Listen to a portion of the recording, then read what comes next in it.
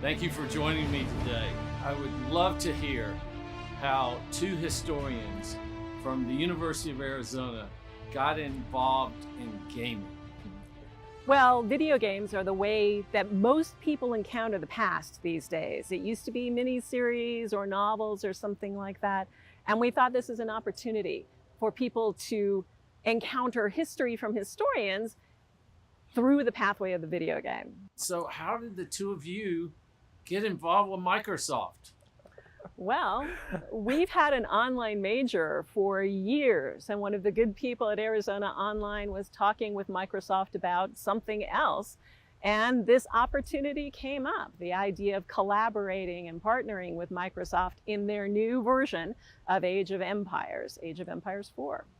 Wow. So Paul, tell me about the course you're developing. Because I'm assuming if it's a course, you're going to be able to get college credit by playing a game. Yes. That seems like, you hear about, well, you got to take the games away from people because they're spending way too much time on the games. But you're going to turn that into a positive. Absolutely. We want the games in their hands because students learn through games. It's one of the best ways to learn. So I'm developing a course based on the game itself. It's going to be a bridge course. So these gamer historians are going to come in, learn how to be university students to do historical research, because a lot of them are already doing it. Some of my best students I have came into history through playing games, especially earlier versions of Age of Empires. And they're doing research while they're playing. They're fighting a battle and they're saying, oh wait, what happened in this battle historically? How can I play this game better if I learn about the past? And I want to build on that and be involved in that. And we've built this educational content that's going to be in the game. It really goes back to, for hundreds of years, people have been learning with games, especially in higher education. The first universities in medieval Europe used games in their curriculum to teach people. There's this great board game called Rhythmomachia, the number battle, and that would teach about arithmetic. There were card games used to teach about logic. Chess was sometimes used to teach about geometry. So gaming and higher education have gone together since the very beginning. I think I told you before that I tried to gamify an app to try to improve cardiovascular health because it got people's attention and helped them there and do it. So you're doing essentially the same thing. You're using the game as the hook to get students to learn about history and then progress. So Age of Empire 4, what time in history does it represent?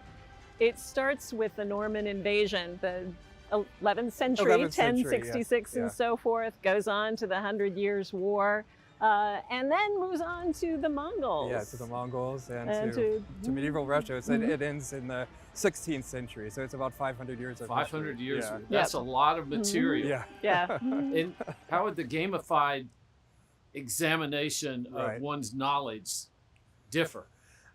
It's great because they're continuing playing in a different way.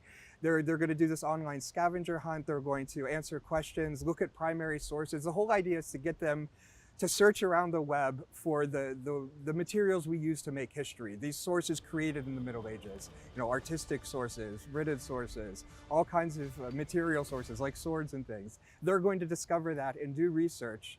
And then after they've done that, they'll come into the class with me, and we're going to continue to build on what's in the game. Because they have these great mini documentaries called Hands-On Histories, where they go to these experts who do things like make medieval weapons or cook medieval food or whatever it is. And the students in my class are going to be doing their own research and making their own hands-on histories. The best way to learn history is by doing history, by doing what historians do, not just memorizing what they've done. It's getting your hands in there, writing and doing research and making stuff for yourself. Wow. Mind you, history majors are still writing papers and doing that kind of analytical and critical work and everything. But there's an opportunity to expand the voyage of discovery in a more intense way, to give people an experience that excites their passions and catalyzes their thirst for further kinds of discovery.